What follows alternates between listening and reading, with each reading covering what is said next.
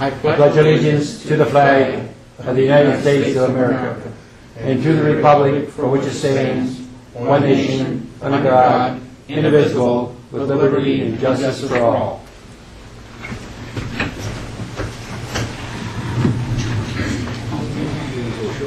Some kind of little animal running out there. All right, I'd like to make a motion that the minutes which were supplied to the board for the minutes of the last meeting be approved. Do I have a second to that motion? I'll second it. All in favor? Aye. Mic's working? Okay, all right. Okay, is there any additions or deletions to the current or future agendas?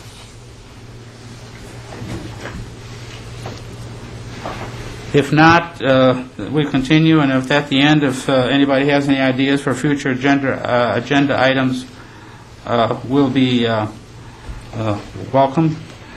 We have a special guest tonight, Jacob. As a boy, he's going to make not right now, Jacob. He's going to be making a presentation, and I'll be introducing him very shortly. This is going to be like the first meeting that we've had on a regular basis at 7 o'clock on Tuesday nights. And with that, if you could allow me maybe just a couple of minutes to provide some guidelines as to how I think these meetings should go, not being dictatorial. First of all, in order to have effective meetings, I think we should have maybe fewer items on the agenda that we've had in the past. We've had maybe 5 or 6 items, and as a result, we've done a lousy job of sometimes of addressing all of these items. So we're going to try to have maybe 1 or 2 items on the agenda. We'll try to set an objective of this meeting instead of lasting 4 or 5 hours or 3 hours, and this is one thing that Woody's going to be absolutely delighted with, because I haven't set an objective for the meeting lasting 1 hour with a maximum of 1.5 hours. Now, we're going to be flexible on that, but I like to keep the meetings as short as possible, so my experience has been the longer the meeting, the more testy it becomes. The attendees at the meetings will have 3 minutes, just as we have at the Township Board meeting, to comment on the action items that we're going to discuss, plus 3 minutes at the end of the meeting to discuss any items that they might be concerned about as it relates to the open space program. What we'll try to do is the items that are controversial, we'll try to put on the agenda first. There's nothing more frustrating than to come here for a meeting and have the item that you're really concerned about being the number 15 on the agenda, and you have to sit through an hour and a half, 2 hours of maybe a lot of conversation. So we'll try to do that. Special presentations, like the Boy Scout is going to present tonight to Jacob, will be put first on the agenda. Any guest that comes to the meeting that wants to make a presentation we'll do beforehand, and as a courtesy to them, we'll put them first on the agenda. And I will do my best to provide for the members of the Open Space Committee any information they may need before the meeting to aid in our discussions. So with that, I'd like to introduce Jacob. And your last name, Jacob? I'm sorry. Till? Yes. If you come forward, and I think you've got everything that you need there. If you need some information with overhead, I think Ted can help you. So, Jacob, the floor is yours. Thank you. Okay. Well, today I want to present to you guys that I would like to put up approximately 16 bat houses in the open space, and that is in the interest of my Eagle project and in the interest of the community. Bats can eat 1,200 insects per hour.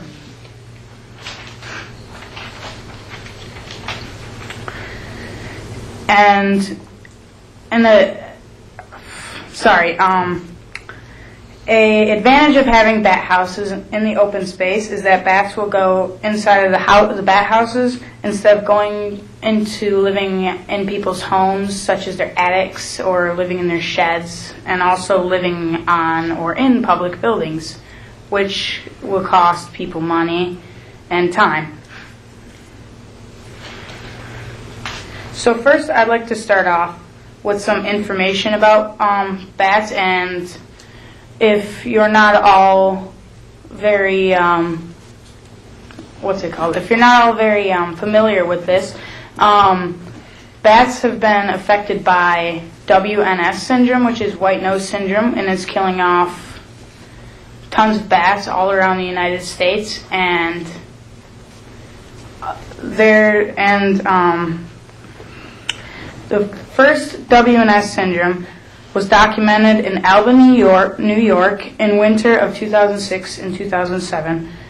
It affects bats primarily during hibernation. It kills a bat by depleting their fat reserves, and these are depleted because the bat continually wakes up during hibernation from the white nose syndrome. The symptoms of white nose syndrome are unusual behaviors such as flying around outside during the day or being exposed to the elements, such as the cold in the wintertime. The biggest one is definitely the white nose that they get. Over 1 million bats have died from white nose syndrome. Some populations are experiencing die-offs of over 90%.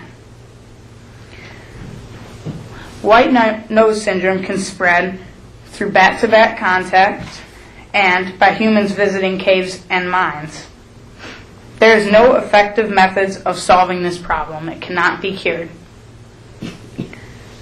Why are bats so important? They make up 1/4 of the world's mammals. Bats eat nighttime insects, and large-scale losses of bats may lead to increase in insect populations. These increases may result in damage to crops, which may lead to an increase in pesticide use. Some insects spread diseases, and an increase in insect populations may lead to increases in certain diseases carried by those insects. Bats also reproduce at a slow rate. It takes them 80 days for one female to have 1 or 2 offspring. Now, if 1 million bats die off, you're going to need some sort of outlets to bring their population back up. There are 9 insect-eating species of bats in Michigan. The most common one is the little brown bat. There's also the big brown bat, the hoary bat, the red bat, the silver-haired bat, the eastern pipistrelle bat, the northern long-eared bat, the evening bat, and the Indiana bat. The Indiana bat is endangered. People may be worried that if bat populations increase, that they could get rabies, but this is preposterous. Bats, when they get rabies, they either die right away or they become paralyzed. Also, they are not carriers of rabies. Bat houses are to be placed in pairs approximately 2 acres from other pairs, which is 1/4 of a mile apart. They are placed facing the southwest and 1/4 of a mile from water, which is where they get their food source because naturally insects thrive on water. They are facing a clearing, and the average time for bats to occupy a bat house is 6 to 12 months. And you need to place them 15 to 25 feet in a tree. And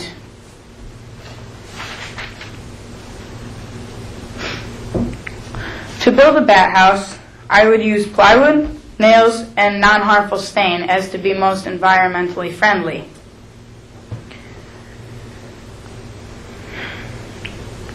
So, bats are definitely a great thing to have on Grosseal, and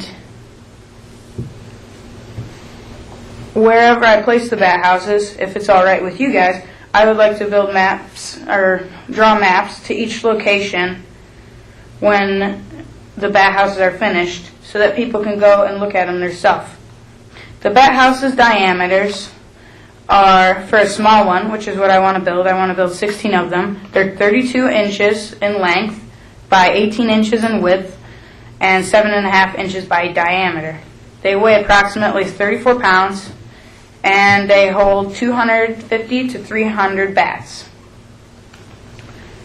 This is just a rough sketch. Oops. This is just a rough sketch Put of it what... on where the oh. seal is right there, and it'll go up on a TV screen. That's a rough sketch of what a bat house would look like, and bats enter and leave from the bottom of it. And if it looks like, it kind of looks like an envelope, but the flap right there on the top, it's not really. It's kind of, it's a roof, and it reflects like rain off of it and stuff like that in order to keep the bats safe from outside conditions, and that's why they like to go inside of houses and stuff. So, in order to hang these bat houses, I wish to enlist the help of the Grosville Fire Department, and they have equipment that would be necessary in hanging these bat houses up in the trees. And also, a bat house would cost approximately $50 each, but I plan to reduce these costs with donations from hardware stores. So basically, I'm going to take care of the cost all by myself. But I just would like to have a place to put these bat houses. I asked the, I forgot what it's called, but it's the marsh across the river, and they told me they're not interested in bat houses. I guess, I don't know. But bats are actually interesting to look at because they just fly around, they zoom and zag, and they run around everywhere looking for insects, and they eat them. So yeah, with bats eating 1,200 insects per hour, imagine how many insects can be killed, especially mosquitoes, which are pretty pesky. And because we're around water, their population's high, and the woods. So bats are definitely a good thing for the environment. You don't want the bats to die out because of all the risks that happens. And bats are definitely a great choice for Grosville. So that's it. Well, Jacob, thank you very much. How many bat houses did you say you're going to put up? 16? 16? Yeah. And they're what size are they? 32? They are 32 inches in length, Okay. 18 inches in width, and 7.5 inches in diameter. So they would be like 32 inches tall, 18 inches wide, and bottom and top would be 7.5 inches. Okay. Does anybody else have any questions? So we'll start at the end at Pam and work our way down. Oh, do you have any idea what the bat population is on Grosville? I'm not aware of the bat population on Grosville, but I do know that the bat population is decreasing every year because of white nose syndrome.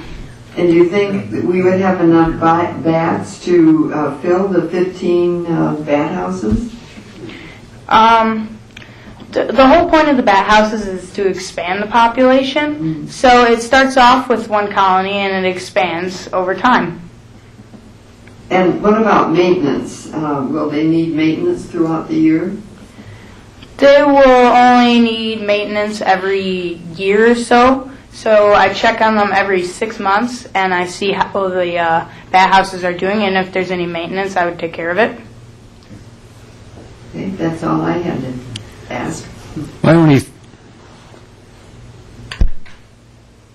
thought is, are there any other creatures that will take refuge in the bat houses, such as hornets and that sort of thing? And how do you protect the bats against this invasion? It's possible, but in my opinion, it's not very likely because the bats have to fly up a certain way to get inside of the bat houses, and they're going to be nesting there, and they can do whatever they want to hornets. But, so yeah, but it's just not likely that hornets would nest inside of bat houses. They prefer the side houses. In other words, this is not a problem as far as your understanding of the situation is concerned? No, it's not a Okay. problem. Joe, do you have any? Yeah, with the weight of it, how does it have to be attached to the tree? Is it a fast, like a bolt into the tree, or can it be tied on? How's it? Either I could bolt it into the tree or I could tie it on. I was going to discuss with the troop which one would be a better option, because tying it on may not last as long, but it would be more environmentally friendly than, say, a bolt, because someone could step on it or something. But you don't want to be losing bolts all around in the woods. But so that's an issue I wish to discuss with my Boy Scout troop. And what's your schedule for getting it done? Because I know you have a Eagle Scout plan, so. I plan on getting this done by mid-July. The whole project, like the border review and everything. The hanging would be in June. Is there a certain time frame you have to hang them by because of breeding season or anything? Do you have to have it done by mid-July, or is it just your timeline for your... In the summertime is when bats are most active because they hibernate in the winter. So if I want these bat houses to be occupied, I'm going to want to hang them up in the summertime. And do you know where you want to put them? Which open space? Whichever one is the largest and closest to water, because I do have to space out the bat houses. So you want to just put them in one location, one open space? They're not going to be spread around to different open spaces? It could be, depending on the size of the open space, and I'd leave that up to you guys to determine which one would be all right. Wait. How high off the ground are they? 15 to 25 feet. So 20's perfect number. Okay, that's going to be a little high trying to get them up there, isn't it? That's why I want to enlist the help of the fire department. Okay, all right. Thank you. Pat, do you have any? Well, the only other thing I wondered was, following up on Rose's question, have you scoped out any of the open spaces to know? Because you said there's real specific constraints. They have to face southwest over a clearing. You know, you've got to have the trees to do that. You think you have enough locations like that you'll be able to do all of these? Oh, I'm positive. It's because I'm not putting up like a lot of bat houses. I'm only putting up 16, and since Groseal is surrounded by water, most locations on Groseal are pretty ideal. Okay, you think you have the clearings and the whole setting that you need? In the open spaces, there's a lot of different options. Okay. Thanks. Thank you. Along with your Eagle Scout project, just so everyone who doesn't know this, his objective is to plan this project, not to do it all himself. So he's going to be involving a lot of Boy Scouts and other people, volunteers, to build They it. get service hours from it to Yeah. rank themselves up. But I forget what my question was. Okay. Sorry. All Could right. have been important. Okay. You're asking for our permission to put it up, am I correct? Yes. Okay, all right. Oh, I remember. Is this approved as an Eagle Scout project? Yes, it is Okay, approved. Okay. I knew it was, but. Okay. Okay, I think you've answered most of the questions that I was going to ask. Are we in a position to give our approval to do this? What open space? Would we prefer to do it in one open space, or would we prefer to spread it around a little bit? It's okay if it's spread around or in one location, because the bat houses have to be, you put them in pairs, a fourth of a mile apart from each other. So it depends on how big the open spaces are. Okay. Each house has to be a quarter of a mile from the other house? No, you have pairs together on like you have pairs on like trees next to each other. So you have to spread out 8 pairs, a fourth of a mile apart. Okay, all right. So you need 2 or 3, probably. Yeah, Pam, we don't want to go too long. We want to. Yeah, I just had one final question. You mentioned that you were going to stain these. It'll be a natural look, so they don't stand out and look like they don't belong in open space. Natural and non-harmful to bats. Because, it's most important that the bats aren't harmed in this process. But they aren't going to be a gaudy color or anything? No. Oh, no. It's stain that blends in with wood. Yeah, it'll blend in with the tree very quickly. So. To ensure everyone's up here, as one of his assistant scoutmasters, I'll be involved. Okay. And the other end of the project, getting this implemented, so it won't be yellow or bright green, to stand out. And usually when you see these bat houses, after a couple months, you have the struggle to identify them there. Okay. Could I ask for so that we can move things along, could I ask for a voice vote on all those in favor? Aye. Aye. Opposed? You got it. The only thing that we would suggest that you do is that when you let us, we can provide you with a map of the open spaces and let us know where you'd like to put them. Okay. And when you do put them up, at the time, notify the Grosse Ile Police Department, so that they know that the Boy Scouts are going to be in there. Okay, thank you. Okay? So you've got it. I have to get your signature, Okay. Well, we can, all right. if I may. All right. Okay, while we're doing that, I'd like to move this along a little bit. The reports, there's about 1, 2, 3, 4, 5, 6 reports, but I think they can be done within a matter of less than 3 minutes. From the Recreation Department, Leah isn't here. Two places I need you signing, you sign there. Right here? Right here? Yes.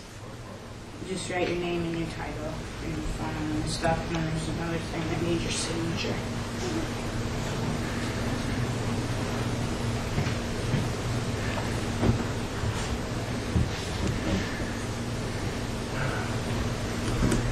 Now you have to schedule this into one of our troop meetings. Okay, why don't we start, while I'm doing this, Pat, why don't you start in with the Conservancy, and if you can. Okay, Conservancy's been really active, but I'll try to keep it within your limits. Wanted to say that the old nature area, there's been a series of so-called second Sunday tours that have been really popular. This last one had nearly 70 people attending, and starting this Sunday, we're going to be opening it's no longer referred to as the nature area, it's the Gibraltar unit of I'm going to mess it up. Anyway, it's the old nature area, you know where it is. Every Sunday, 1 to 5, starting this Sunday, it will be open. And what had been the second Sunday tours, the dates are going to vary, so watch the EEL camera or the Conservancy's website. The next tour is Sunday 5/15, so that's a third Sunday. We're avoiding Mother's Day. But the nature area opens in general from 1 to 5 every Sunday, starting this Sunday, the 8th. Other activities, the Earth Day celebration at Centennial Farm went very, very well. There was a speaker on bats, and about 100 people attended, and there are also tours. Some other pending activities, Saturday the 14th, the Conservancy is pairing with the Stream Team to clean up a portion of the marshland, the Hennepin Marsh area that it owns, and that is from the shoreline to the harbor line. There have been some tires identified that will get cleaned out. We know the neighboring folks like to see that done. And there's also a project pending at Park Lane, a Habitat for Learning, and that's going to take place Friday the 13th, and where they're building a garden in one of the courtyards for a learning environment. And we are in need of wheelbarrows, so if you can volunteer those, Courtney Solenberger McNeil is the contact. And one last note, we've had an article in the paper about a controlled burn that has been planned for a property on the northern end of the island for Phragmites control, but as you may have noticed, it's been a little wet, and the conditions have not yet been optimal. So when they are, that burn is still planned to take place. That's all I got. Thank you. Pam, anything new from the Township Board? Well, the committee here might be interested in knowing that the Planning Commission had a 3-hour public hearing last night on the non-motorized boat launch in the area of Grosse Ile Manor, and there was a lot of comment heard. It was a 3-hour meeting, And at the end of the hearing, the Planning Commission had given, I thought, very thoughtful consideration to all the comments, and it ended up with a 6-2 vote in favor of recommending to the Township Board that a motorized, non-motorized boat launch be installed there at Grosse Manor. And the other thing I just wanted to comment on, that I'm glad that we as a committee decided to meet at a more convenient time for those who keep work hours. So I think this was a step in the right direction to honor those that had requested that we meet in the evening rather than at 4 in the afternoon. So I see we've taken their suggestion to heart, and here we are on a Tuesday evening. That's all I had. Is that ramp on open space property or township property? It's in the a... same, but is it classified as open space property? Well, as it turned out, what Dale Ream worked out in the planning, because he's been working with our engineers on this and our fire chief and police chief, is that there's a certain section where the boat launch will be that's not considered open space. It's township-owned property. And then there's going to be a very small parking area for at least 10 cars off of Meridian. And this would not be open space, but this is designated as township-owned. So it would be only, the open space will not have the trail or the boat launch. It'll be surrounding the boat launch. Okay. Anything else, Pam? That's it. Okay.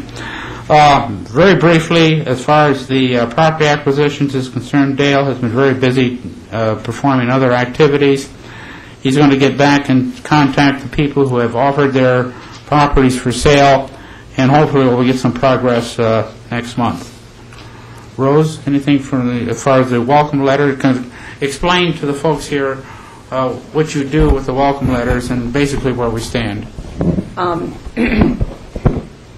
When we have new residents that move onto the island, we have a welcome letter packet from the Grosse Open Space, and it contains our original 2004 open space pamphlet, and then a 2009, I think it was, trail guide to some of the trails in the open space. So I send out in between about 5 to maybe a maximum of 12 or 13 letters a month, just welcoming new residents to Grosse Ile and encourage them to come and use and explore and enjoy the open spaces. Okay. Thank you, Rose.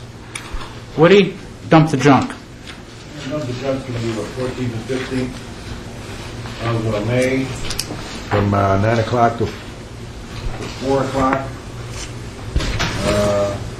Saturday and Sunday. Thank you, Woody. I think anybody in the audience could probably volunteer if they wanted to help man the dump the junk, right? Absolutely. We're looking, we have, I think we have, we're going to have it Saturday and Sunday. We got 2 4-hour sessions from 9 till 4 in the afternoon, so we'll need 2 in the morning on Saturday, 2 in the afternoon, and then the same thing on Sunday. So we'll need 2, 4, 6, at least 8 volunteers. The volunteers don't do any lifting.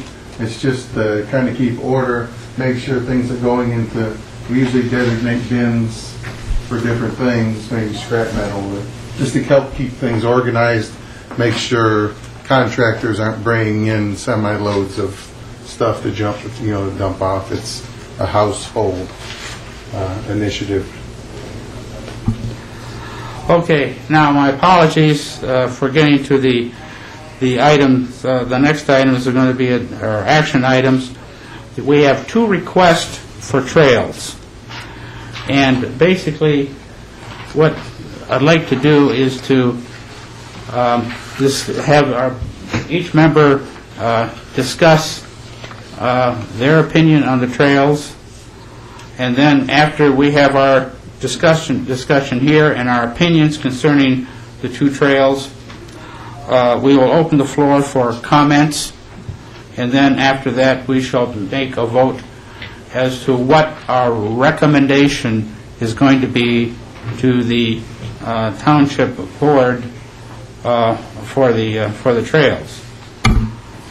All right, so what I'd like to do is briefly discuss what the two requests are. The first one is for Marion Park. To give a little background, each of you have a write-up. Marion Park is a parcel owned by the township. It is not open space, but it is deed restriction.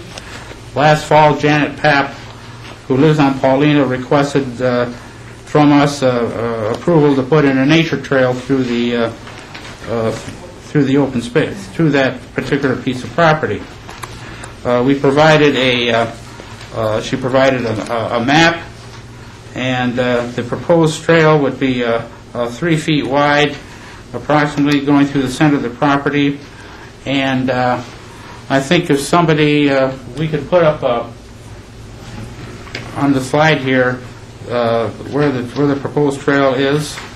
Can somebody volunteer to do that for me? I don't have the paper. Yeah, we don't have it.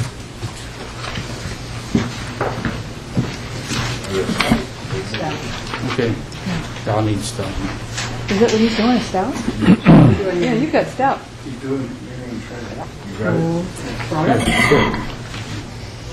I'll need stuff. Okay. So basically, as far as the, I'm talking, this is Marion Trail we're talking about? Okay. The cost to put in the trail would be $3,500.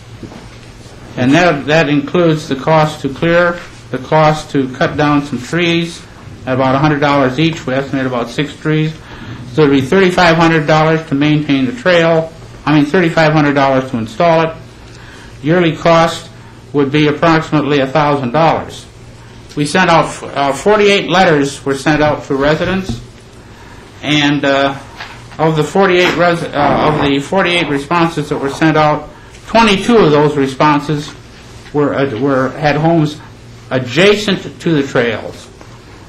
The residents who were adjacent to the trails, 5 favored the trail. 14 were opposed. 2 were neutral or expressed some concerns, and 1 had no response. The other, as far as all the residents there were 48 residents that were contacted. 19 favored the trail, 24 opposed the trail, 2 were neutral, and 3 had no response. So as you can see, in both cases, more residents opposed the trail than were in favor of it. So I'd like to have a discussion, just some brief comments. I don't want to get into an hour-long discussion here from the board as far as what your feelings are with regard to the Marion Trail based on the information that you have before you. So I'd like to, Pat, you're not a voting member on this, but do you want to express an opinion on this? Well, my general opinion on the trails is that they're permitted use under the ordinances. They, I believe, they are part of what was envisioned with the open space, that it was not a purely aesthetic, stand around on the outside of them and look at them. And I think permitting walking through them is a passive use that was envisioned when they were purchased. They're paid for by all township residents, and I support them in appropriate locations. That's Woody? Well, we're going to base it on the people. 24 don't want it, and 19 do. So, are we basing it on that? Well, what's your opinion? Should we go with what the residents feel? Yeah, I think so. They're the ones that are in there, we're not. Okay. Rose? My take on the trails, and I think that it's important to have trails and use of the open spaces. My concerns are that, however, that some of the open spaces might be more sensitive habitat-wise than others. And so it's difficult to make a decision on. I mean, you look at a nice complete parcel here, and we're drawing a line right through the middle of it. it's hard to make a decision to know if this is, the right place to put a trail, or if there are other open spaces that might be of lesser habitat value, where we want to keep some of these complete because they have higher value than others. So I just don't feel like I have enough information to be able to say whether this would be a good site or not. Okay. Joe? I agree that we don't really have enough information. I'm assuming that the property that we're considering is the township owns all the way to the streets on both ends of this path. Yes. Okay, because there's houses pretty, adjacent to where the path's drawn. And in the past, all of our paths have been where there was natural trails, and then people started to walk on these trails, and they were kind of existent. We've never gone through an area where there was a non-existent trail. I don't know if there is a trail at this point in this property or not, but to go in and to create a completely new trail, we've never done that in the past. I think there's enough partially developed trails that are being used right now that would be a better use of our funds than to cut through the middle of this. I'm sorry, I didn't mean to cut you off. Art? First off, I think a 3-foot trail is too narrow. To be practical, going through an open space property or through a wooded area. Secondly, I think that the projected cost of $3,500 to cut the trail through there is high, and then the cost to maintain it on a yearly basis of $1,000 is also high. Yeah, that cost came from a quote, by the way, Art. I understand that, Yeah. but I'm not disputing the fact that it's not going to cost that much, or that it is going to cost that much. What I'm saying is it's a pretty high investment for what we're going to be effectively creating as a result of it. Okay. Thank you, Art. Pam? Well, my decision, what I would like to offer from my thoughts on a nature trail is that I have one in my backyard. It's not open space, but it's a wooded area, and I really enjoy and use it, and our neighbors use it. And so I'm in favor of making open space accessible, and those that are opposed to it, they have the option of not using it. But I think it's nice to have access to our open space with a non-obtrusive trail like this that would give them a chance to walk in the woods, which I enjoy in my section of the island. Okay. Let me give my views, and then after I give my views, I want to open it up to the floor for any comments that people there might have. I spent a lot of time on this request, more than I obviously should have, and it was a thorough review. My personal feeling, I don't think a trail in this area would do that much harm. However, the overriding decision in my opinion is that we have to consider the opinions and the feelings of the people who live adjacent to the trail.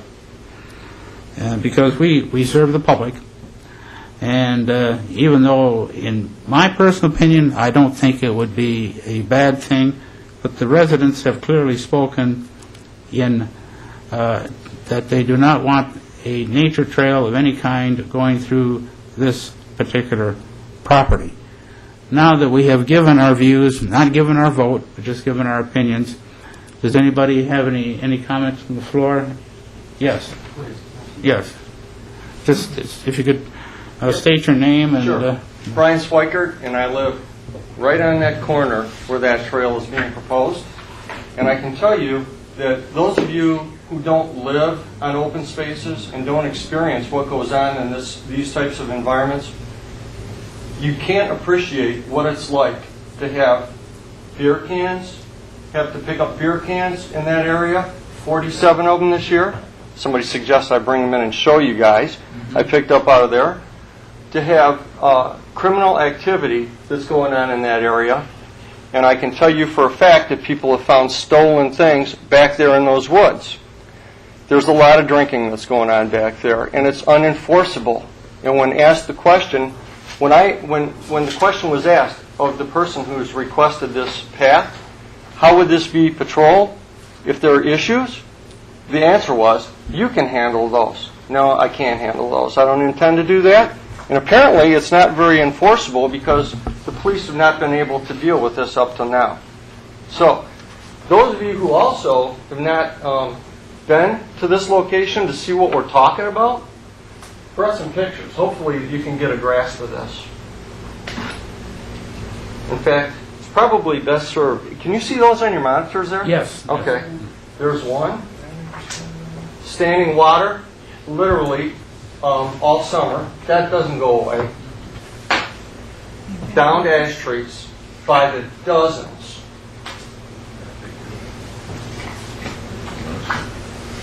This is not an isolated location. So you're sitting there voting on something with really a lack of appreciation, and no disrespect to the board here either. I would just ask that you consider what the conditions of that area are, and please drive by there and look. Don't take my word for it. I did a survey. I did a survey of the area, and I can tell you, of standing trees, ash trees, that are at risk of going down, and this is in 1/4 of the area that's been proposed. I couldn't do the whole thing. And these are trees that would be at risk of coming across a path. 16 of them in a 4 to 6 inch diameter. 14 of them in a 7 to 12 inch diameter. 6 trees greater than 10 inches in diameter. Those are standing trees, ash trees, that are showing signs of disease. In fact, I'm concerned about some of them hitting my house. Fallen trees. 20 of them from 4 to 6 inches in diameter. 23 of them from 7 to 12 inches in diameter. And 7 of them that are greater than 12 inches in diameter. We're not talking, that is representative of what's back there. So are we proposing to move all of that out of there for $3,500? And that's the other issue I've got. To spend taxpayer money to do something like this, to put a path through there, and further the situation that's going on back there by putting people back there and the liability risk, those ash trees are going down. The last thing I wanted to point out, by the way, here's the geographical representation of the people that responded for and against the putting this in. The blue indicates the people that were in favor. The red indicates those that are opposed. When you take a look at this from the perspective of who is directly adjacent to that location, it's clear. The people that know that area have an issue with this. The people that are across the street, hey, no problem. Why would they be opposed to it? I think you need to take that into consideration when making your decision. The last thing I want to say is I spoke to the troop leader, and unfortunately I don't see him here, Gary Iverson, and I asked him about, hey, why don't the Boy Scouts do this? And these are the things he cited. Too many downed trees, risk of injury due to additional trees and limbs falling, mosquito infestation due to standing water, extensive poison ivy throughout. Now, I've got a ton of other things here that I'll share with you. I'll pass this out, and you guys can read them at your leisure. But suffice it to say that I walked around and talked to everybody that signed the petition and the petitions to find out their feelings on this, and it is an emotional opposition. So if this ends up going to the board with the approval of this group right here, suffice it to say there will be considerably more representation there than there is right here. And I thank you for your time, and I want to thank you for setting this up at 7 p.m. Going forward. That's appreciated. Okay, I don't know, I didn't keep track of how long it took, but does anybody else have any comments on this one particular issue? Ron? We'll talk later.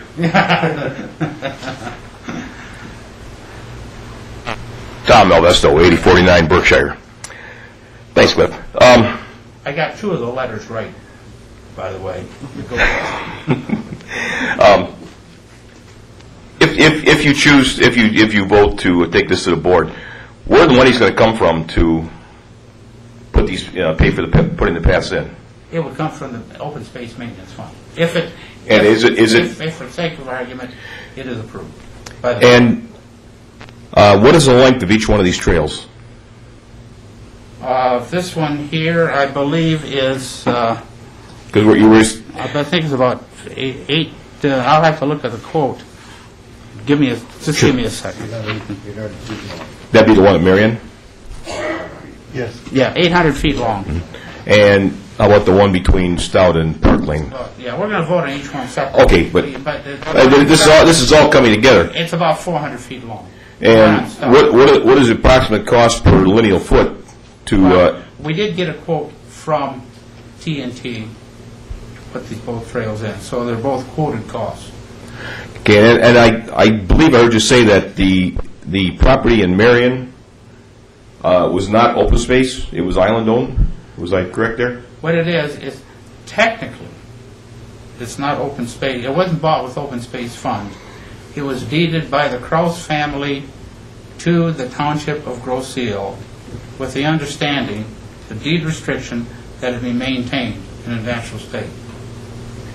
That's... Is it open space or is it It's Grosse not Ile? open space property. I'm sorry? It's not, it was not purchased by open space funds. It was not... It's not open. No, I guess what I've been leading to is where does it say we can use millage money that was voted for open space to develop a piece of property that's not open space? That was where I was leading with this. Okay. That's a good question, and quite frankly, I can't answer that question, and I'm not trying to evade it. That's something that the board would have to decide from a de facto point of view, and I hate to use that word because it sounds like I'm a lawyer, and I'm not. It's always has been considered by us, by everybody, as open space, like the bird sanctuary, for example, which technically hasn't been open. So, I think I've tried to answer your question as truthfully as possible. Technically, it doesn't list on the township property as purchased with open space funds, okay? But it is deed restricted. And I missed that gentleman had a... Now whether, for sake of argument, if it's purchased, I mean, if it's approved, whether we could use open space funds to build that trail, I think would have to be interpreted by the township board, and we haven't done that yet. And is that... I apologize for getting here late, but was there a sketch on, at least on, I can picture the other trail you're speaking of, but on Marion, is that a loop or is that just a straight through? It's a straight through trail. Yeah, there was. So it's basically connecting point A and point B. It was shown. Yeah, it was shown. Okay, it's just a connectors is what it amounts to. Yeah, it's a connector. That's what it is. Okay, those are my questions, but I was just wondering if you had a price per lineal foot. I obtained a quotation from TNT as what it would cost to put that trail in, to clear the area, to put down wood chips, to cut down trees that would be in danger of hurting people. I think it was $100 a tree, and I think when you said there was 16 trees. Way more than that. Okay, if there's more than that, it would be that number times $100, whatever that cost would be. It would be at least the way they quoted it to you was a 3-foot wide, 36-inch wide path. Yes, that's what they quote. I still question whether you can get a piece of equipment down 36 inches to do that kind of work. I think your question about linear feet, it's two different pieces of property, so I you saw the extent. I'm real familiar with the Stout to Park Lane, Yeah. and semi-familiar with this. Just the chipping of the amount of dead trees that are already laying there would contribute to the cost. If it's not there on the scout, I'm not sure. But if you couldn't pull the chipper into that, 36 inches wide, the chipper's probably close to 6 to 7 feet wide. That's the only thing I can say is that the TNT does all our tree cutting work. He's like the blanket order stores. He does all the tree cutting work, so we asked him to prepare us. I don't know if you can hear me. I can hear you with that. I asked him to give me a quotation on what it would cost to put a 3-foot trail in from point A to point B on Marion. All right, And I thank you. said, I want you to consider, so that's what we've done. All right, thank you. Okay. Anybody else have any comments? Okay, at this point in time, I think what I'd like to do is take a vote. Pat is not a member, so she can't vote on this one. As to whether we recommend, there's three things that probably happen here. Either we'll recommend to put it in, we will not recommend it to put it in, or, now, Pam, whatever our decision is, should this go to the township board? I'm asking the question. Yes. It should. Okay, fine. So so we're going to take a vote here in terms of whether we recommend to the township board that this trail either not be put in or be put in. So I'm going to call for the vote. I'll start with you, Woody. Yes or no? No. With known opposition and unknown suitability, I'd say no. No. No. Pam? As much as I like the idea of nature trails, I'm hearing all the strong arguments, and they're very convincing against the project, so I'm going to vote no too. Okay. So the overwhelming vote, my vote is no also, so, but we're still going to bring this before the township board for their final decision on this particular matter. I want to appreciate everybody's input on this particular item. So the next item for discussion is that we have another request for a trail going from Stout Street through about 400 feet of open space to the end of Park Lane. And I think you can see it where it says it's to give, again, the purpose is to seek the township board approval to approve and deny a request to construct a nature trail between Stout Street and at the end of South Park Lane to the south end of Park Lane Elementary School. Last, in way of a little background, Rebecca King, who lives on Stout Street, requested the open space program to provide a nature trail through the above open space area. The main reason for her request was to provide a means by which the children who live on Stout Street could easily, if they choose to, walk to school, and also for the residents to take nature walks. So we asked Rebecca to contact the residents who would be affected, which she did. There were a total of 4 residents who were 2 on the Stout side end, 2 on the Park Lane end. And I also asked TNT to give me an estimate of how much it would cost to put a trail through that area. The cost was $2,200, and I don't know how many trees would have to be cut down in order to provide a safe route for the children back and forth to the area. He estimated $100 each, and depending on the number of trees, it could be raised. It could be $2,600. It could be $3,000. In addition to that, the people that lived on Stout Street, the entrance were highly recommended that a barrier be put up in that on the Stout Street end, similar to the one that was on Manchester. And we estimated that at about $400. And Joe, correct me if I'm wrong, is that about what we spent for that? $400? No, it was higher? considerably more than that. How much was that? It was more like $2,200, just going from memory. No, just for the barrier? Yes, it was like... So I stand corrected on that. It was $2,200. Is there any way that we can verify that? Yeah, we did it about 3 years ago, and it came out of the Open Space Maintenance Fund, so I'm sure there's a withdrawal from the fund for that. Well, okay, we'll have to research that then. So I stand corrected on that. It was $2,300, so the total cost, instead of being $2,200, would be about $4,500 for that trail. And the estimated cost to maintain it would be about $500. The responses were as follows. Adjacent to the trail, 2 favored the trail, 2 were opposed. Of the total responses, we had 2 favored the trail. There was another gentleman that came up who lives on Burning Bush, just down the street from the end, and he was opposed to that, so that would be 2 in favor of the trail, 3 opposed.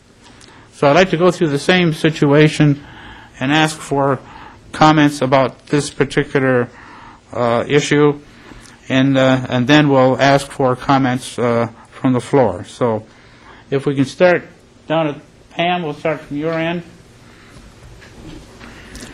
Well, I think I've stated before that I like the idea of nature trails, and I think this one would make it much more convenient for kids to get to Park Lane School. So I think it's a good idea, and I would be in favor of it. It's going to cost a little bit of money, but I'd like to make it more accessible for kids that would like to walk to school rather than be driven or ride a school bus. Okay. Art?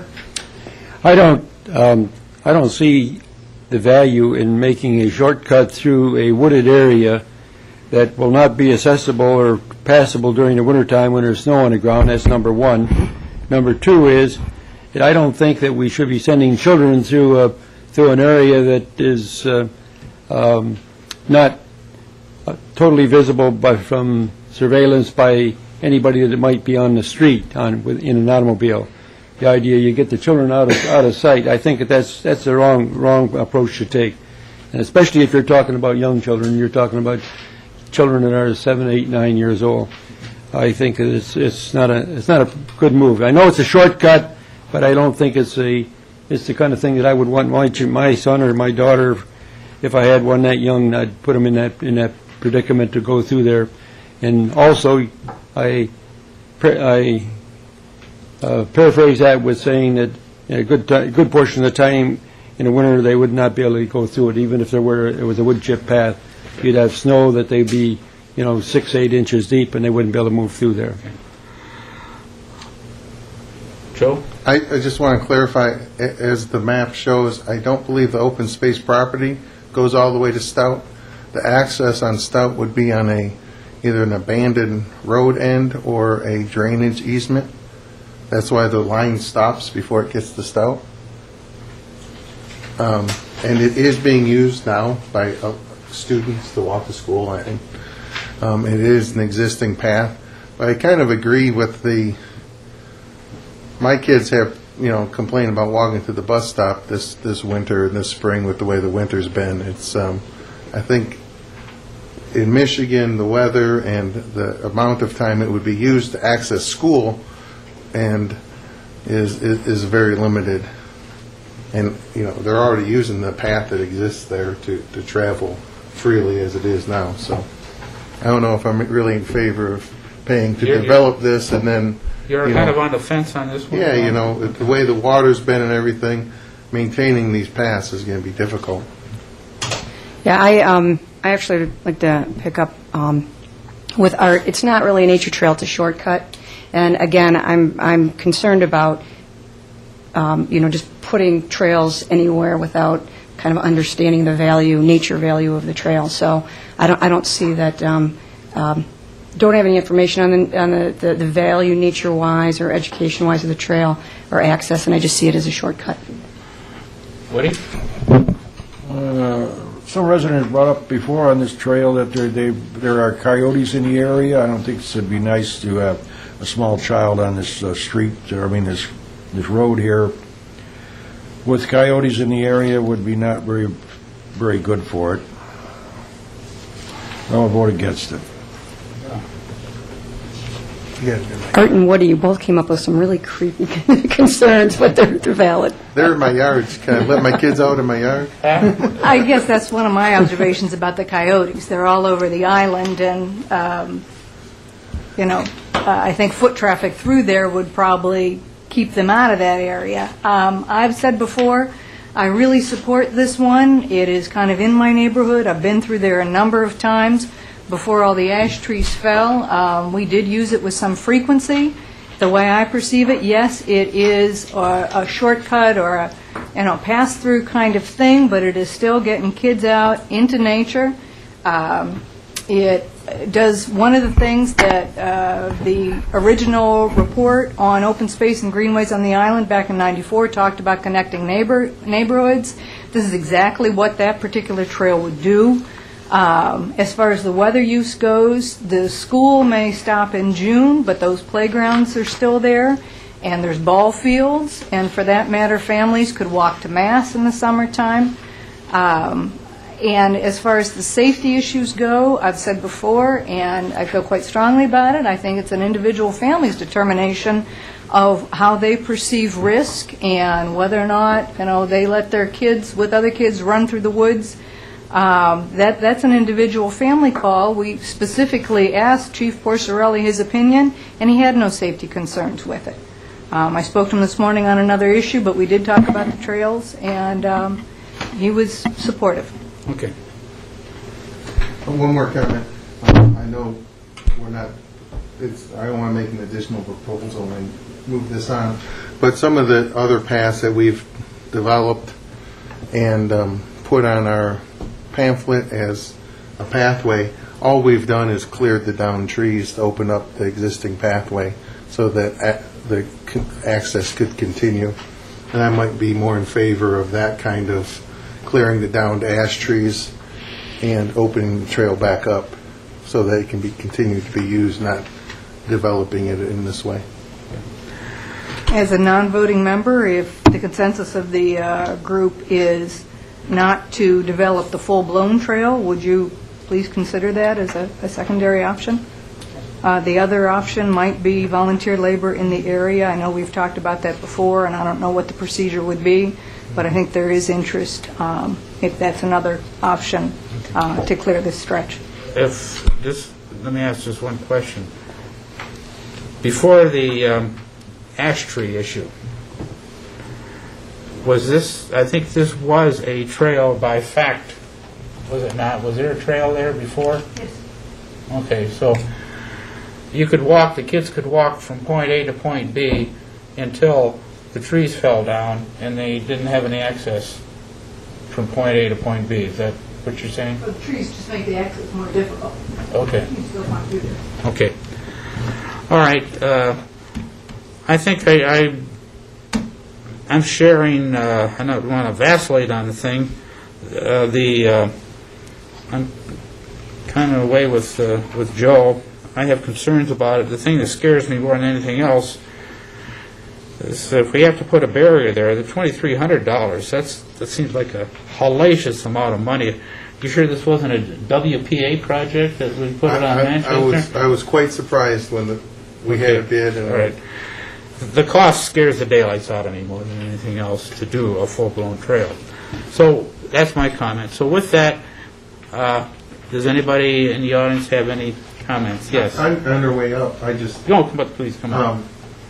My interpretation of maintenance, clearing down trees for an existing path is maintenance.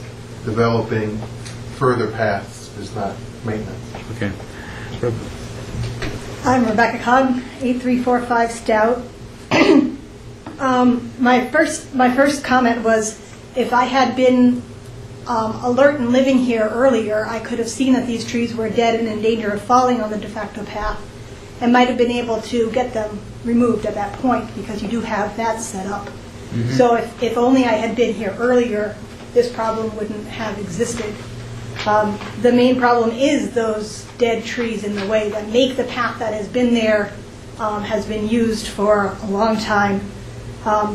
Very hard for young children to clamber over because these are big, big trees. I've taken my 3-year-old there through the winter.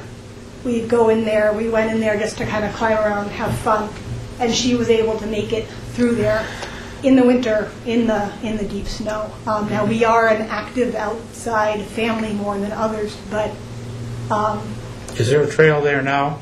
You can tell where people go. And there were actually other footprints there in the snow too. I was surprised. Now it might have been people looking at this because this has come up now, but there were, other than deer, there were people who had been there other than us. in the deep snow. Okay. And without the snow prints, you can still tell roughly where the path is going. And when the leaves are down, you can pretty much see from one end to the other. Okay. Because this is short. Okay. And this is not, I don't know of any parents who would let their first graders go here themselves. We're talking about a walking school bus or walking your kid to school yourself. And again, I do think that safety issue is an issue for the parents to decide. But I mean, parents are parents. They're not going to send their 6-year-olds off into danger. The barrier that was requested to something to keep motorized traffic out of the area. So I think a pillin, I don't think it needs to be road safe, one of those really expensive ones. I think other things could be considered just so motorized traffic can't drive through it if it's a full-blown path. And then those two options of just removing. The main thing for me is getting the dead trees out of the way so that it's actually possible to walk through without climbing over everything. So if the full-blown path is denied, I would be very much in favor of a second vote on just removal of just cut through a path through the current fallen dead trees, which again would have happened if I had noticed that 5 years ago. Any other comments, Roberta? I think that's it. Okay. Anybody else before have any comments? If not, Wait, you're running. oh, I'm sorry. That lady over here. Let's see. Liz Hugel, East River Road. I have a couple of comments. First off, I think the costs that you've been quoting seem outlandish, and I understand that's from the company that is providing the services, but I think maybe it's time that we look for other quotes, or as was mentioned, look upon volunteer groups to go out, just like we have cleanups. I'm sure there are a lot of people very willing, just like for conservancy projects, we can get people in the community out to volunteer for cleaning up some of these paths. As mentioned, this is a path that has been in existence, and I'm not sure what there is to stop people from clearing paths that are in existence. Will I be arrested if I go out with my little saw and unblock a trail? It seems to me, and I walk through a lot of trails on Grosse Ile, that people are doing this already. If you think they're not, you, our Open Space Committee, are not getting out and walking those trails enough. You're right. Because people are taking their own initiative and going out and clearing trails. I've seen this in a number of places. I've seen exposed roofs painted yellow and orange for safety reasons on these similar paths. So people... There's another thing that's important to understand, and that is that, if it's authorized for people to go out on their own, the liability is also going along with that. Sure, that's I think totally understood. If I hurt myself doing something that I'm taking an initiative for, I'm going to If you're doing it on your own cover it property, myself. that's one thing. But if you go out and do it on public property, that is something that the liability is not. Right. I'm sure any reasonable jury and any reasonable judge would agree that if you're going out into a public space and doing something on your own, that you will not be able to sue a community for something like that.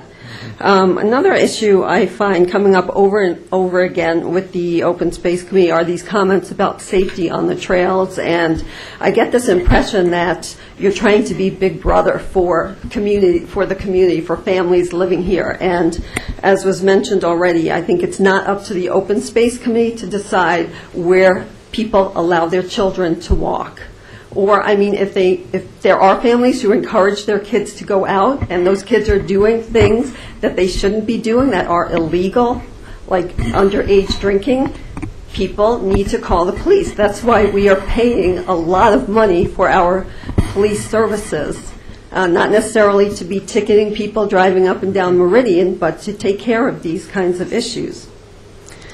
Another comment I wanted to make again, which is a little bit repetitive, but I just wanted to emphasize that the trails in the winter are great for walking. Kids have boots, people have boots. This is not a very poor area where, we're going with worn shoes and kids will walk to school with, and wind up with wet feet and be miserable the whole day because their parents haven't taken care of them and provided good, solid boots for them to walk in the open space. When you're walking in the open space in the winter, it's a wonderful experience, even if it's a short path like this, to be looking for animal tracks, to be looking for what they call angel wings, where birds of prey are coming down and scooping up small rodents or other animals and leaving impressions in the snow. It's a great experience.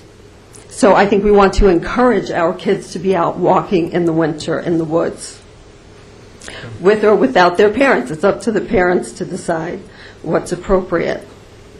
And having said all these things, I just want to remind or make a comment that I think it's important for the Open Space Committee to help make this community a family-friendly one. I think a lot of action that has been taken over the last few years is very unfriendly, unkind to families who want to be outdoor-loving families and live in the more traditional way of life here in Grosse Ile, as opposed to just having their kids sing in front of TVs or video games the whole day.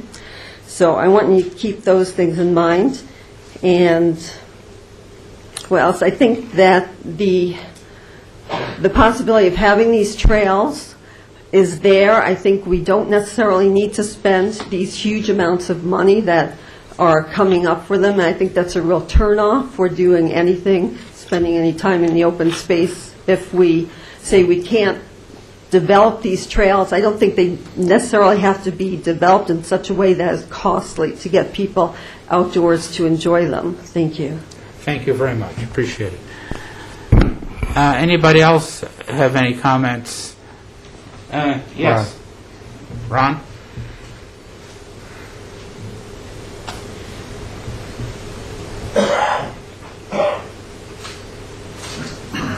Ron Janowski, Grow Road.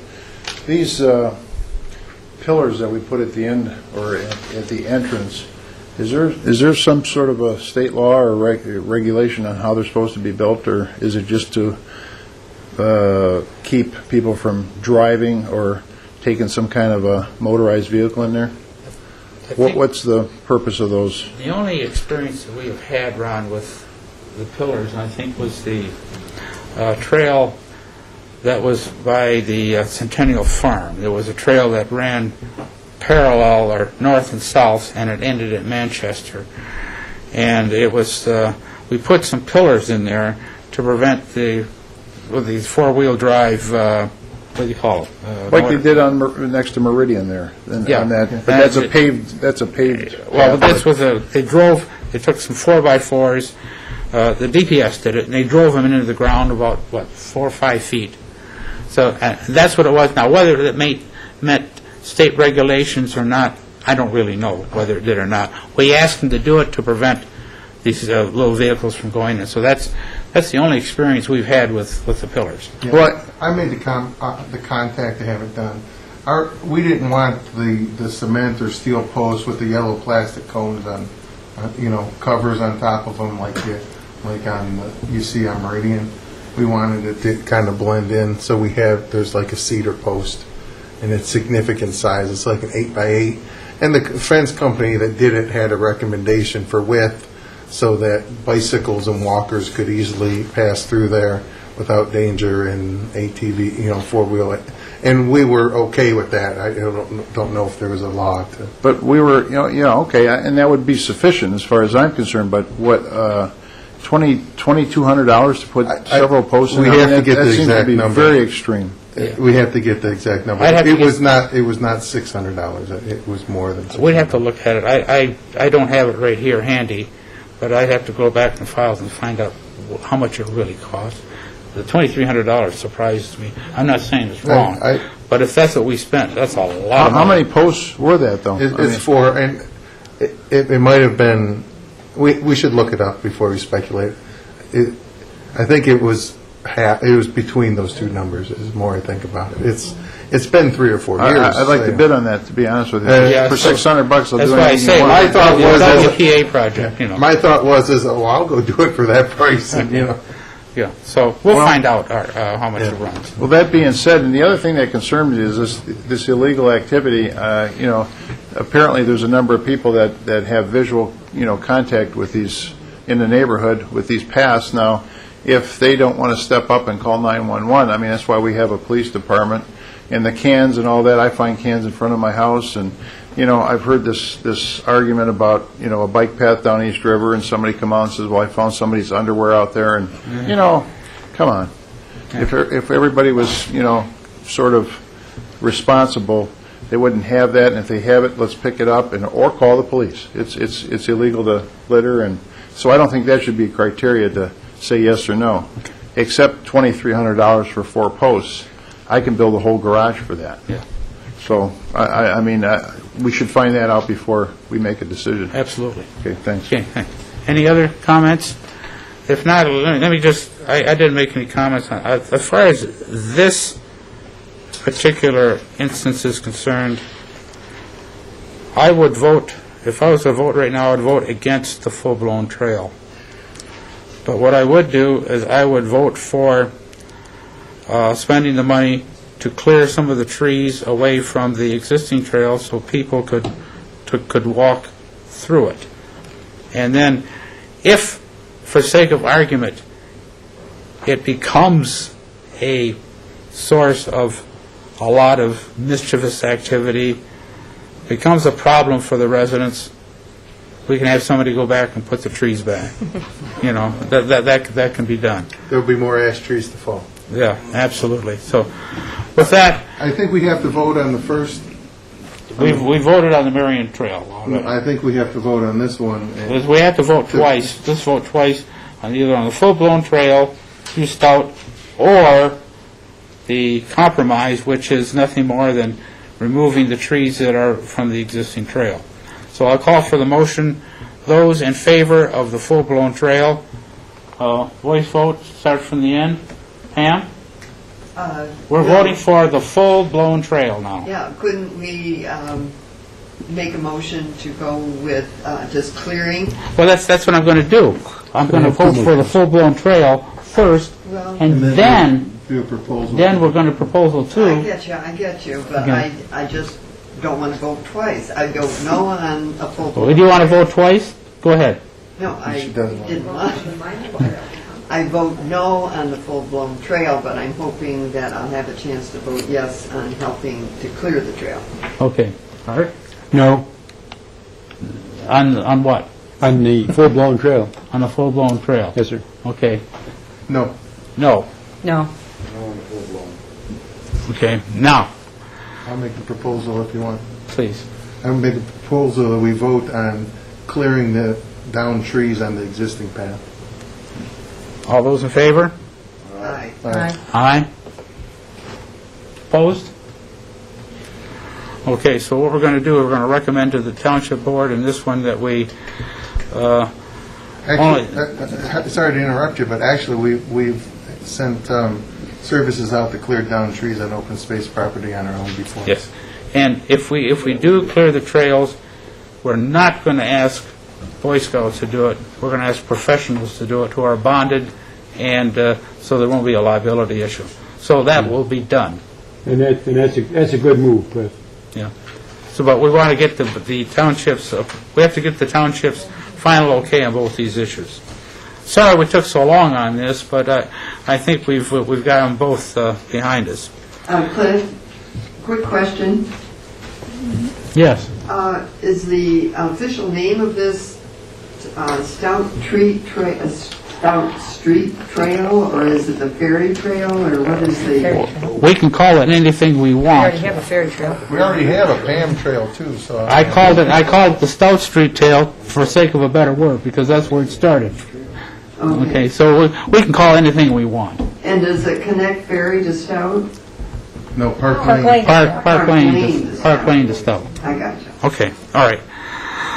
Okay, now, the next item on the agenda, hopefully, will take a lot less time, and let me give a few editorial comments on it first.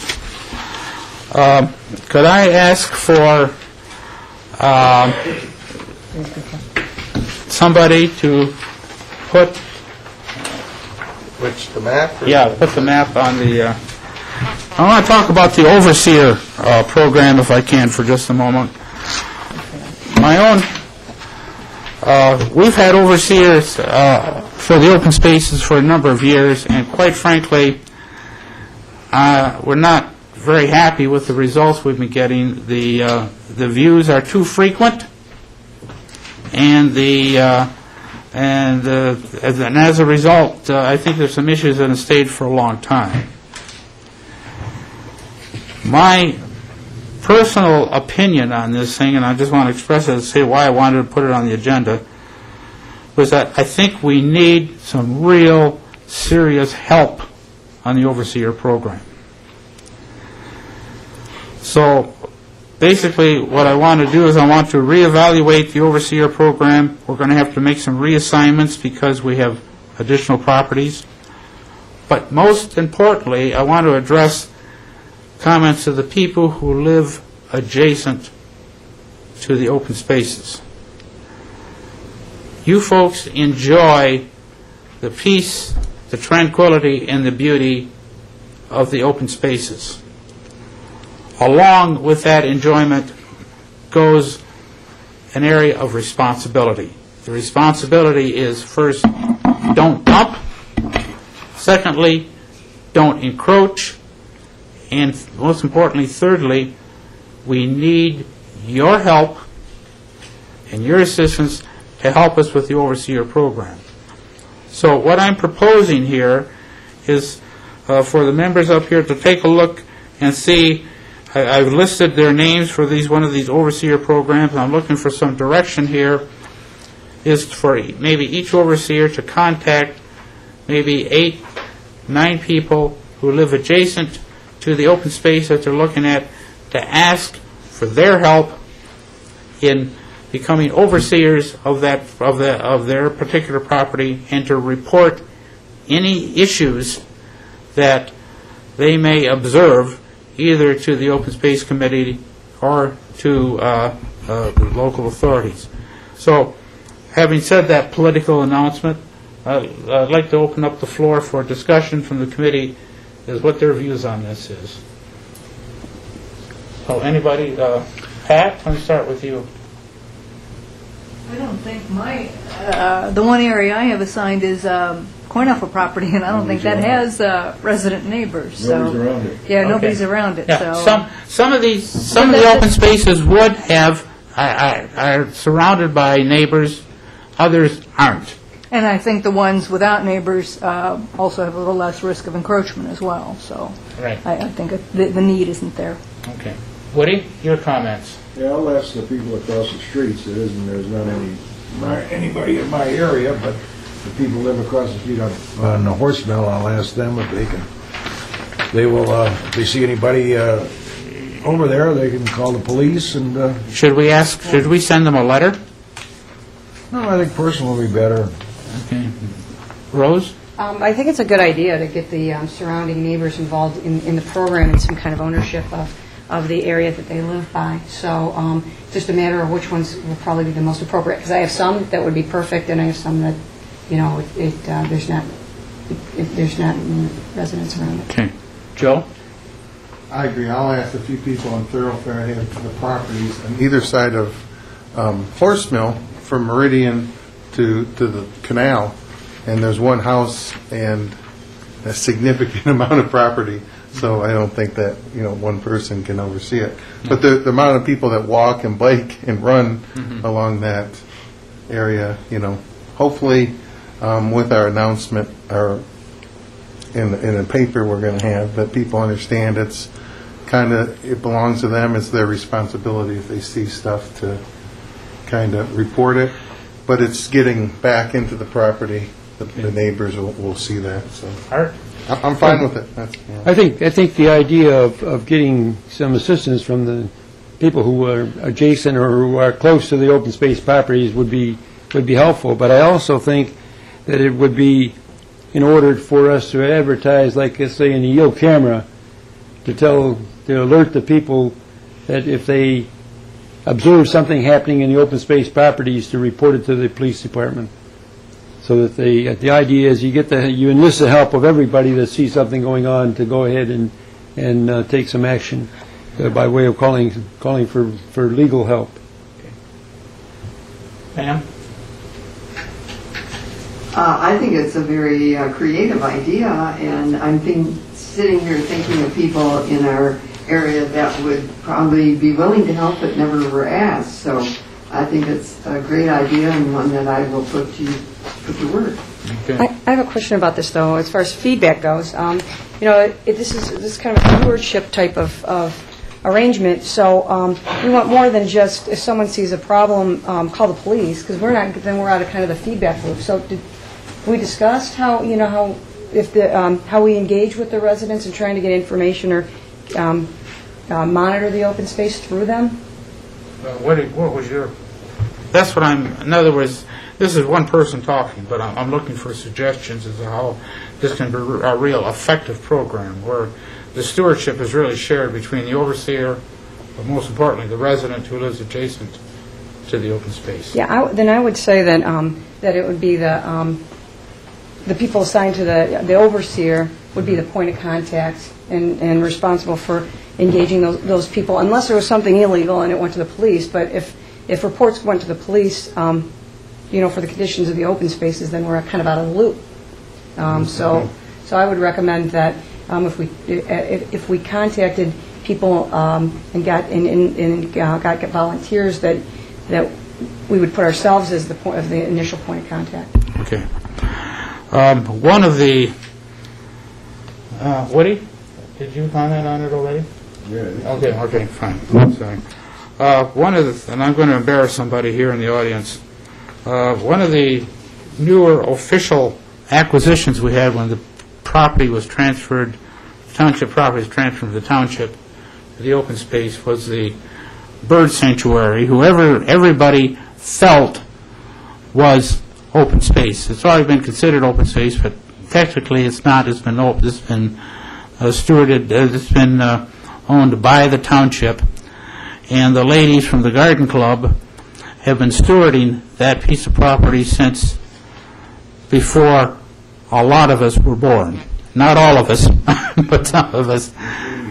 So with that, I am strongly recommending that we ask the folks from the garden club, who the president is here this evening, to continue to do the good work that they have with the bird sanctuary, and that we will help them any way we can. So could you come up, please, and just introduce yourself? Carol? As I said, I embarrassed you, didn't I? No, I'm not embarrassed. That's fine. My name is Barb Carroll, and I'm president of the Garden Club, and we look forward to taking care of that property. It's been with us for a long time, and we've always considered that corner ours. We also have plans, and I'm listening very closely to the information about the trails, because there is a gorgeous trail back in through that bird sanctuary, and has not been maintained very well. Some of you know Ann Schiebner, who was a science teacher here for years and is now retired, and she now has joined the garden club, and I've enlisted her help to walk back through the trail with us. We have about 8 members that are in charge of that area. They take care of the little garden on the corner that really has improved over the last few years. And it's been too wet to be back there yet, but we want to go back and see what we can do with that trail. Ann has offered that she would help us name trees, designate trees, so when families walk back there, we could hopefully do an educational component to that trail, too. So thank you. We look forward to taking care of that trail and that property. And any time that you have any questions, and you're always welcome to attend our meetings, right, and if you need anything, give us a shout. Good. We appreciate it. Thank you very much. Thank you. Okay, so if I hear what we're going to do is we're going to be asking residents who border on the open spaces to share with us in the stewardship of the particular open spaces, so we'll be contacting those residents who live adjacent. I think the one that comes to my mind more than anything else is we call it the Centennial Farm open space. That has been one of our most troublesome areas, and I see the hand raised, and I'll be quiet. And Liz, would you want to come up, please?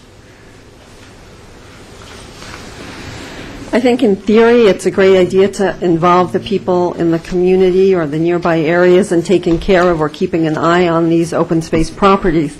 However, in certain areas, like perhaps at the Centennial Farm open space woods that you just started talking about, it could also be an issue of the fox watching the hen house. One of the questions I was going to bring up later during the open comment period was about the encroachments, and that happens to be one of the areas where there are serious encroachments, and I think the Open Space Committee does need to make a stand on those encroachments and make sure our enforcement officer is involved in resolving those. So, I mean, to some extent, it's like the fox watching the hen house if you have the neighbors watching the area. So I think it's a good idea in principle, but you need to be a little bit cautious with it as well. You're exactly right, and if I can just comment to that, is that by having the residents involved, it doesn't abrogate the big word here. It doesn't excuse the need for our committee members to oversee that area as well.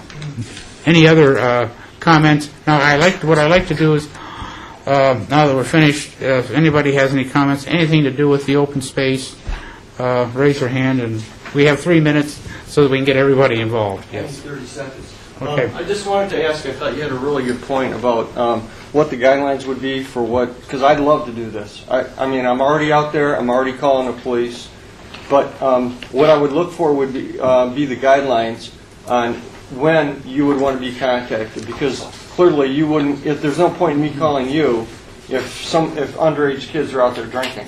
I'd be calling the police. So there would be certain circumstances where I would think you would want to be contacted, and others where you would want to direct contact me to the police. So you'd want, if you want to be one of the people who stewarded an area, you'd like to know something about that area, and you'd like to have some guidelines as to what your responsibilities are. Yeah, exactly. Good. Sure. And I'm picking stuff up that, that's... Excellent point. Okay, very good. Any other comments? Yes, and then we'll get back to you. That was almost the same thing I wanted to say, that I think a list or a guidelines of what to be looking for, how often you should be doing this, or just some kind of idea for people would be helpful. And I don't think you need to limit it to the adjacent people. I think that's often what you think of, the neighbors who are living right on it. But the ferry trail we go on, I'm sure, a lot more than some adjacent people. And we're not, we use it to travel. So I think people don't just limit it to adjacent, and then you'd have people who aren't encroaching because they don't live on it, also keeping an eye out. Thank you. Any other? Tom, you had your hand up? I'd be redundant. I was just going to offer the same thing, a list of responsibilities. I thought with you. Okay. I'll make a motion. Okay. Tom Malvesto, Berkshire. I, too, think a list of responsibilities. I've spoken with you in the past. I've volunteered my time. I'd be happy to help out with anything like that. I really don't see the issue of trails going away, and I think that there needs to be guidelines put in place. If somebody wishes to have a trail put in a certain piece of property, the guidelines should include how far off of surrounding neighbors' properties these should be. An idea as to what is the cost per lineal foot again. Sure. It's not going to go away, so you may as well set standards, or at least consider setting standards for these type of improvements. Okay.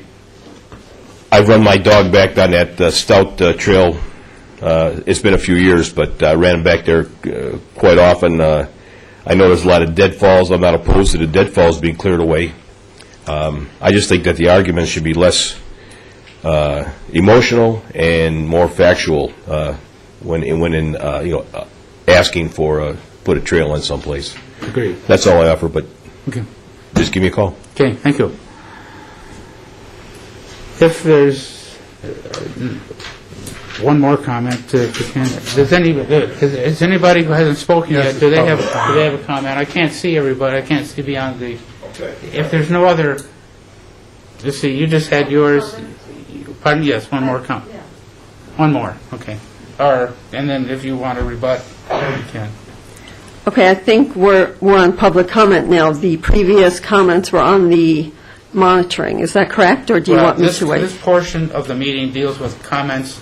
Anything you want to say, just as long as it's about the open space. Okay, all right. Don't talk about the fire department here, because... Okay, and I won't talk about the police department either.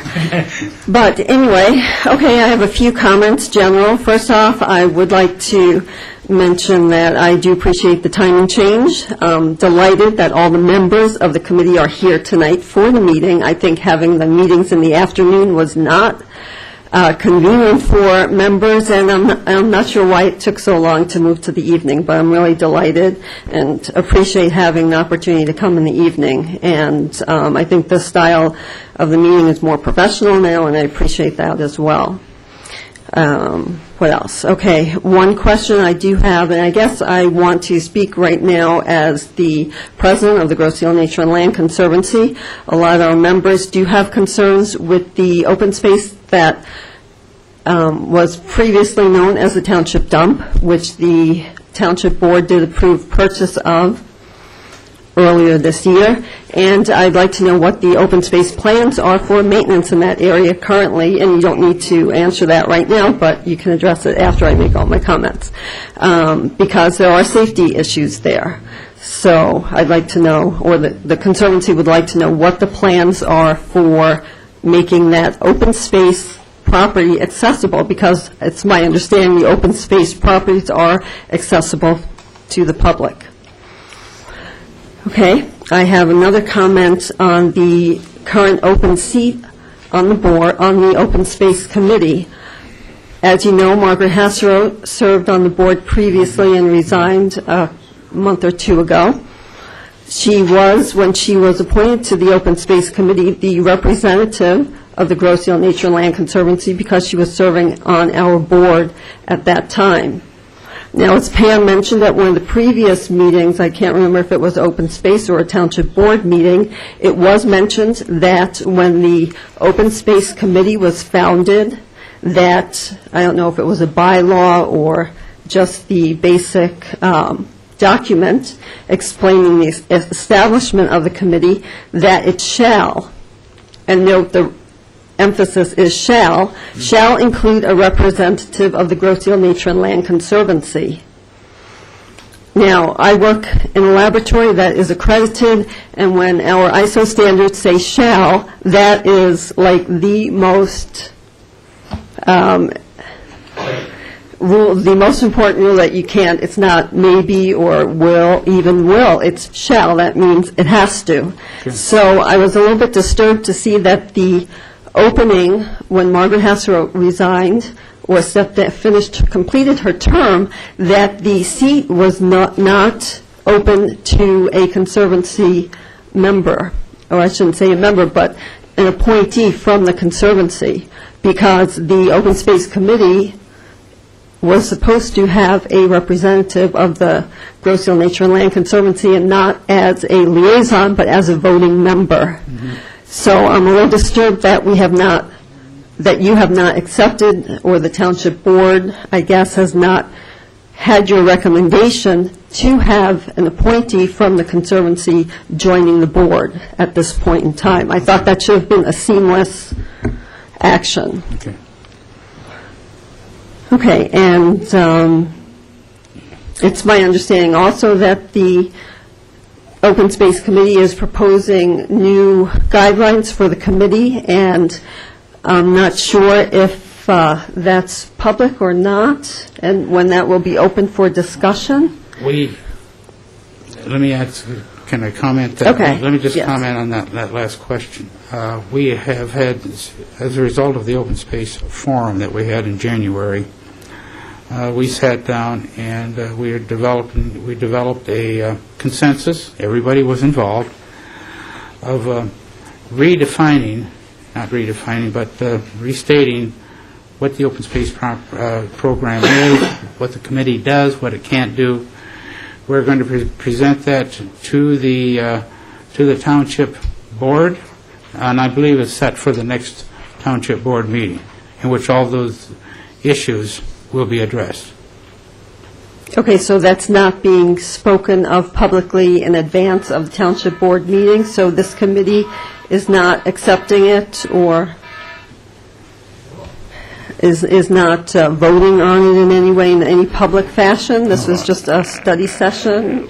Pam, let me defer to you on that. What is a normal procedure? You know the proposal that's being, should that be published ahead of time, or what's the proper procedure on that? We're not trying to be secretive here. We're struggling to do the right thing. Well, it's on the agenda, which is published in the Yale Camera, that there'll be a proposed, what shall we call it, operational guide for the Open Space Committee. Okay. And it will be on the agenda and discussed, and it's an action item. Is it? But So will the proposal itself be in the paper? the whole proposal won't, no. Okay. All right.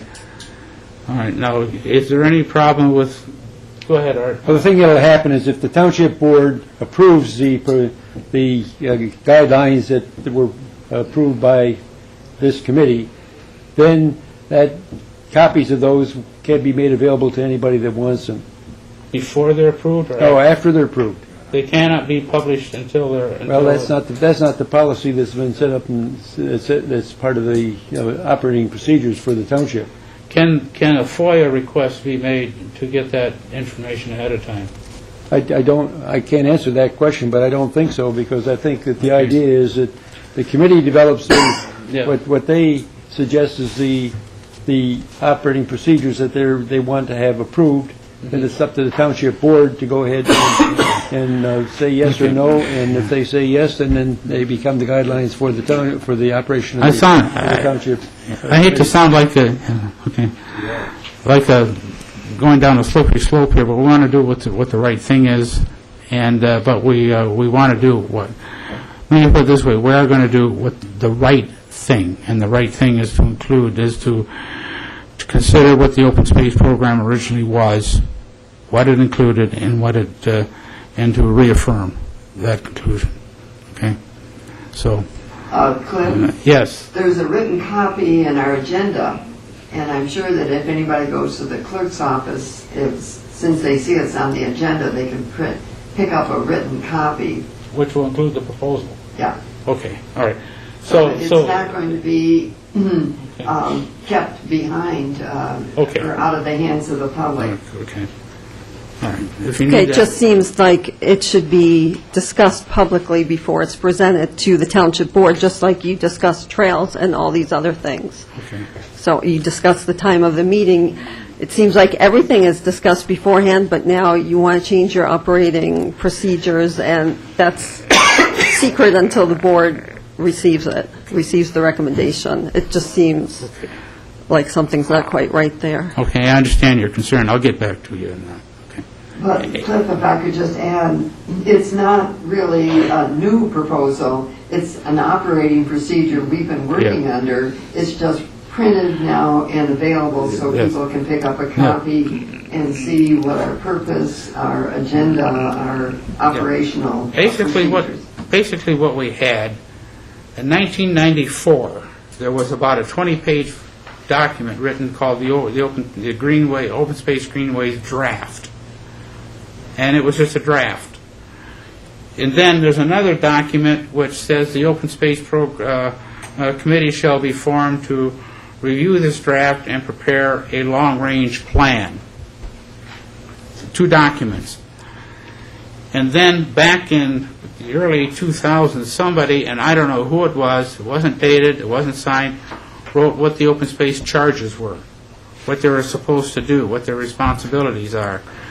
And nobody signed, that wasn't signed. So what we did is we took all those documents, combined them into an official document, and we're going to give it to the township board and have them review it, dissect it, and hopefully vote on it. Anything else? Tom?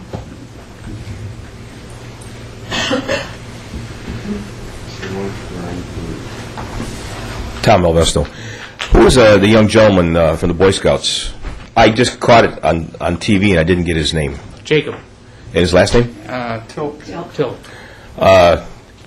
Hats off to that young man for what he's looking at doing. Yes. When I was leading Boy Scouts, we built wood duck houses and put them out, and it was a great project for the kids in the. In fact, they were Cub Scouts, and it was a great project for them. And then we went out and hung them in different places of the island.